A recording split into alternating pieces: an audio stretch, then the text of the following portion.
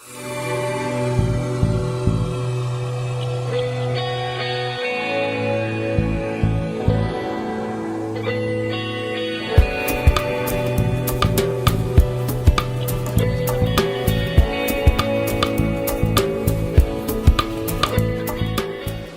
un échantillon représentatif de la PME tunisienne de 10 à 200 employés. On vient aux résultats. Les résultats.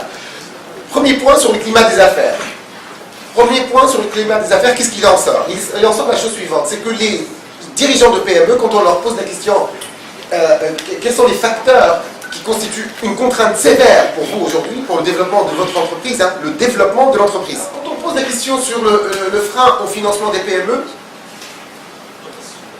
voilà, qu'est-ce qui arrive en premier? Il arrive en premier, et Khaled l'a dit, et tout le monde le dit, c'est de la culture générale, hein, mais là on a un chiffre, un peu plus que deux tiers des chefs d'entreprise considèrent que l'insuffisance de garantie est un frein au financement de la PME en Tunisie. Mais c'est très important de s'attarder pour vous, hein, pour vos analyses, pour votre matinée, sur d'autres phénomènes qui entravent le financement des entreprises en Tunisie, qui sont des phénomènes qu'on peut dépasser. Je vois qu'il y a l'Union européenne qui est dans la salle. Problème de gouvernance. Je pose la question à Nourdine Haji. Combien de PME, combien de SARL disposent d'un commissaire aux comptes, de comptes certifiés, etc., malgré la loi, malgré tout. Donc, ça, la gouvernance de la PME, c'est quelque chose sur laquelle, à mon avis, notre avis, quand on voit un slide comme ça, on dit il y a besoin d'assistance. Il y a besoin réellement d'assistance. Ensuite, manque de notoriété. Pourquoi manque de notoriété? Parce que souvent, alors les chefs de PME nous disent on ne nous connaît pas. Il y en a d'autres qui en bénéficient. Ils pensent ça. Tout à l'heure l'a dit Khaled Zribi, président de la bourse, il a parlé de la cherté la perception de la cherté du coût du crédit, c'est clair, mais quand on voit que c'est 90% ou 91%, c'est qu'il y a un vrai problème. C'est pas 60%, c'est pas 70%, c'est 91% des PME qui considèrent que c'est cher. C'est qu'il y a un vrai problème.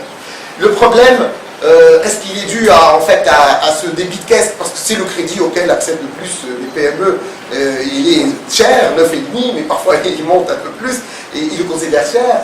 Il y a peut-être un manque de discernement de la part de la banque. J'ai parlé tout à l'heure du corporate finance, c'est-à-dire comment connaître le cycle d'exploitation d'une manière individualisée pour chaque PME, pour savoir où est-ce qu'elle en est, pour pouvoir répondre avec des taux adaptés, le scoring, où est-ce qu'elle en est, la mesure individualisée du risque.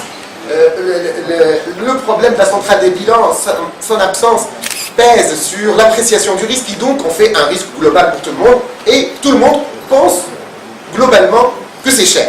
Je dis ça, bien sûr, toutes les banques ne sont pas classées dans ce... Et tous ne font pas la même chose, et il y a des études spécifiques pour des entreprises, mais globalement, c'est perçu comme étant cher pour ces raisons. Voilà. Quand on parle souplesse depuis 4 ans, depuis le 14 janvier, on a posé la question aux PME, aux dirigeants des PME, depuis 4 ans. Pensez-vous que votre banque ou la banque fait plus de preuve de souplesse ou pas? 83% disent que c'est plus rigide. Alors, plus rigide. Et ça, nous, ça se traduit, quand on voit un slide comme ça nous fait penser à d'autres éléments. C'est que ces PME ont souvent un fonds de roulement négatif. Ces PME n'ont plus l'autorisation d'être découverts. Ces PME ont besoin de restructuration financière. Et il faut, a priori, dans cette matinée, que ce soit abordé ce besoin de restructuration financière.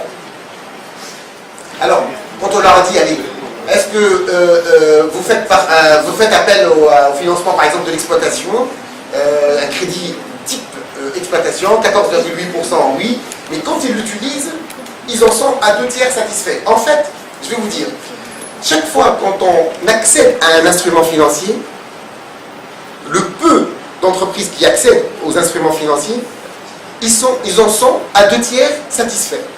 C'est normal, parce que le taux de satisfaction des banques tourne autour de ça en Tunisie. Il est de l'ordre de 65%. Je vous le dis tout de suite. Hein. Mais qu'est-ce que ça veut dire? Ça veut dire que, en fait, c'est l'accès qui n'est pas fait. En fait, votre travail aujourd'hui devrait être fait sur l'accès. Mais une fois accédé, les choses se passent globalement bien.